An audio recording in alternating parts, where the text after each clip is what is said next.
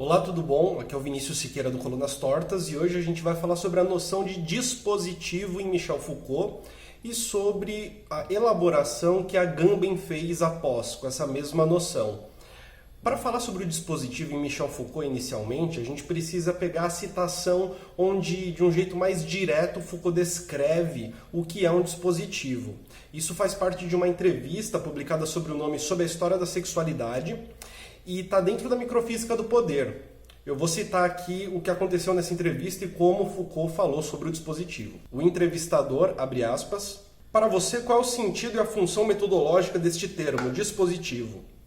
E o Foucault responde, abre aspas, através deste termo tento demarcar em primeiro lugar um conjunto decididamente heterogêneo que engloba discursos, instituições, organizações arquitetônicas, decisões regulamentares, leis, medidas administrativas, enunciados científicos, proposições filosóficas, morais, filantrópicas, em suma, o dito e o não dito são os elementos do dispositivo. O dispositivo é a rede que se pode estabelecer entre estes elementos. Esse é o primeiro pedaço da citação. Aqui a gente já compreende que o dispositivo ele vai englobar o que se fala, mas também as relações de poder, mas também o próprio conjunto arquitetônico das instituições, dos locais onde se praticam as relações de poder, onde se circulam os enunciados a respeito do objeto principal do dispositivo. Esse é o primeiro ponto. Foucault continua. Em segundo lugar, gostaria de demarcar a natureza da relação que pode existir entre estes elementos heterogêneos. Sendo assim, tal discurso pode aparecer como programa de uma instituição ou, ao contrário, como elemento que permite justificar e mascarar uma prática que permanece muda. Pode ainda funcionar como reinterpretação dessa prática, dando-lhe acesso a um novo campo de racionalidade. Em suma, entre esses elementos, discursivos ou não, existe um tipo de jogo, ou seja, mudanças de posição, modificações de funções, que também podem ser muito diferentes. Em terceiro lugar, entendo o dispositivo como um tipo de formação que, em um determinado momento histórico, teve como função principal responder a uma urgência. O dispositivo tem, portanto, uma função estratégica dominante. Este foi o caso, por exemplo, da absorção de uma massa de população flutuante que uma economia de tipo essencialmente mercantilista achava incômoda. Existe aí um imperativo estratégico funcionando como matriz de um dispositivo, que pouco a pouco tornou-se o dispositivo de controle, dominação da loucura, da doença mental, da neurose. O que a gente tem aqui no final é muito importante. O dispositivo é esse conjunto de relações, de saberes, relações de poder. O dispositivo ele vai a todo instante dar condição para o nascimento de um certo tipo de subjetividade, de uma certa forma de subjetivação. E o dispositivo ele tem um funcionamento ali que também é como estratégia. Vale lembrar que para o Foucault estratégia não tem estrategista. É uma combinação das relações de força que acabam tendo um sentido prático na sua combinação, na sua somatória, enfim, na sua aritmética própria. Então você tem ali um conjunto de relações de força e esse conjunto, quando visto no todo, caminha para um sentido, vai dizer o Foucault, de uma sociedade punitiva, por exemplo. O que a gente tem aqui então para resumir? Para o Foucault, o dispositivo funciona como uma estratégia e ao mesmo tempo um conjunto de relações de poder, de relações discursivas, relações de saberes entre enunciados, enfim, um espaço que não é físico necessariamente, mas onde circulam os enunciados dos discursos que compreendem o objeto deste dispositivo e um espaço onde também são exercidas as relações de força que compreendem esse dispositivo. Basicamente é um cruzamento entre poder e saber que gera espaços, funções de sujeito, Formas de subjetividade vão emergindo disso, vão sendo construídas, vão sendo marcadas, disciplinadas, vão sendo controladas, vão sendo construídas. Esse é o primeiro ponto. O dispositivo da sexualidade, por exemplo, ele está em vários locais. Ele está no hospital, está na clínica, ele está na escola, na religião, na família, em todos esses locais físicos. Mas ele pertence a um espaço propriamente da sexualidade que está na nossa sociedade, é um espaço social. E ali você tem um discurso próprio da sexualidade, um discurso que culmina na patologização da criança que se masturba ou na criação, no surgimento da mulher histérica, por exemplo. Esse discurso não é só o dito, também é o não dito. A existência própria das clínicas, a existência própria dos espaços hospitalares, a existência própria de uma separação dos quartos dentro de uma casa de família, a existência própria de uma escola que separa meninos e meninas.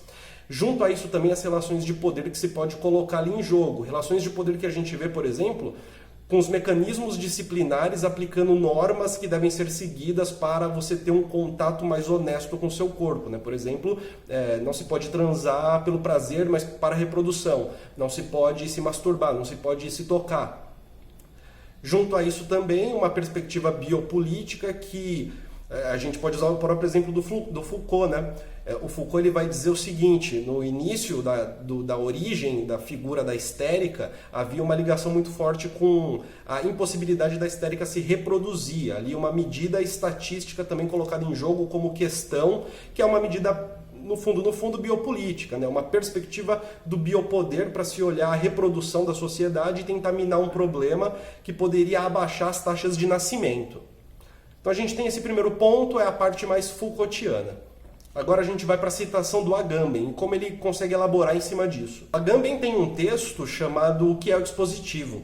E ele vai dizer isso, ó, abre aspas, generalizando posteriormente a já amplíssima classe dos dispositivos Foucaultianos, chamarei literalmente de dispositivo qualquer coisa que tenha de algum modo a capacidade de capturar, orientar, determinar, interceptar, modelar, controlar e assegurar os gestos, as condutas, as opiniões e os discursos dos seres viventes.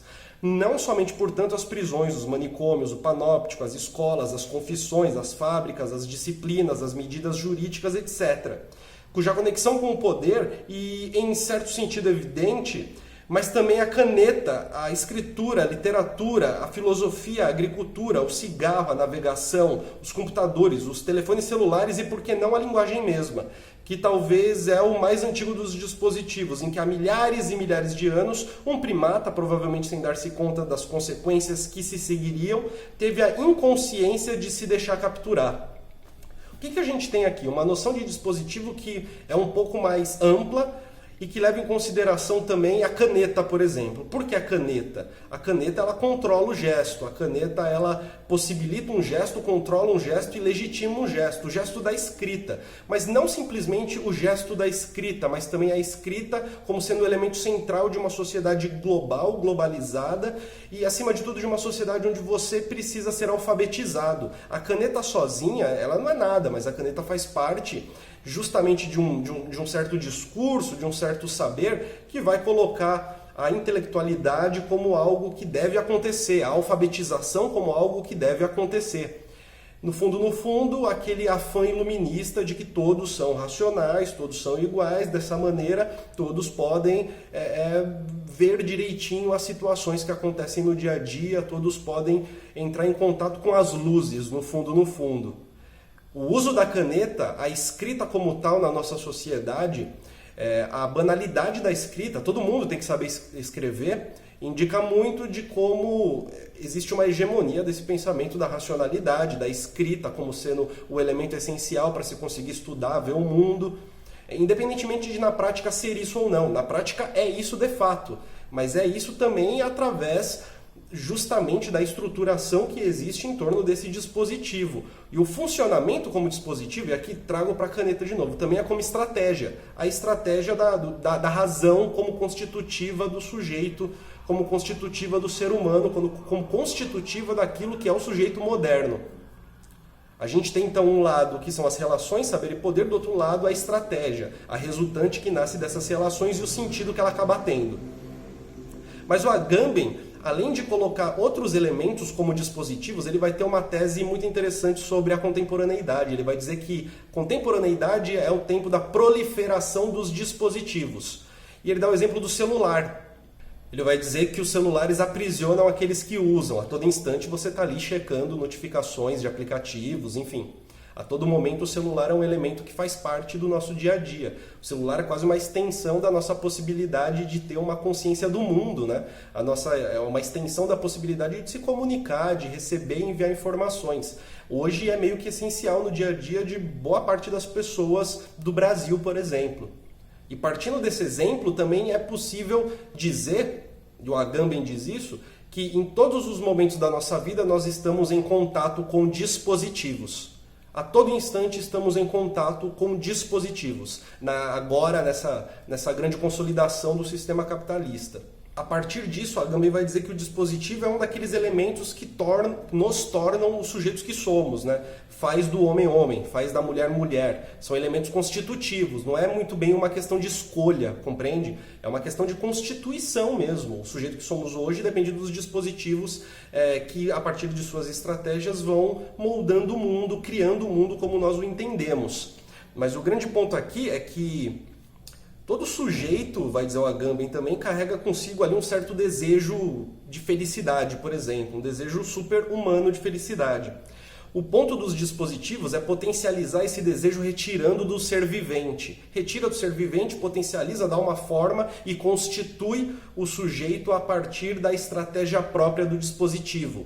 E o grande ponto que fica aqui, após esse primeiro grande ponto, é: como que a gente faz para lidar com os dispositivos? O Agamben não dá uma resposta para isso. Nem o Michel Foucault dá uma resposta para isso.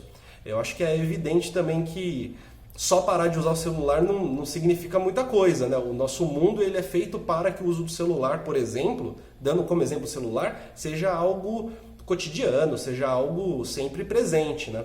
O grande ponto é como é que a gente faz para alterar o dispositivo, como a gente faz para que a estratégia global desse dispositivo não caminhe no sentido que nós vemos hoje, na dependência com o celular, até mesmo numa impossibilidade de se concentrar devido aos altos estímulos que temos cotidianamente o dia inteiro com os celulares. Enfim, como a gente lida com isso? Fica essa questão. Com certeza a resposta não é individual. Repito, talvez parar de usar o celular não seja o suficiente para desacoplar esse dispositivo do nosso dia a dia, para fazê-lo parar de construir sujeitos. A pergunta que fica é: organizadamente, coletivamente é possível? De qual maneira? Como? É difícil responder, mas fica essa pergunta. Responda nos comentários qual a sua opinião. Meu nome é Vinícius Siqueira, muito obrigado, até a próxima.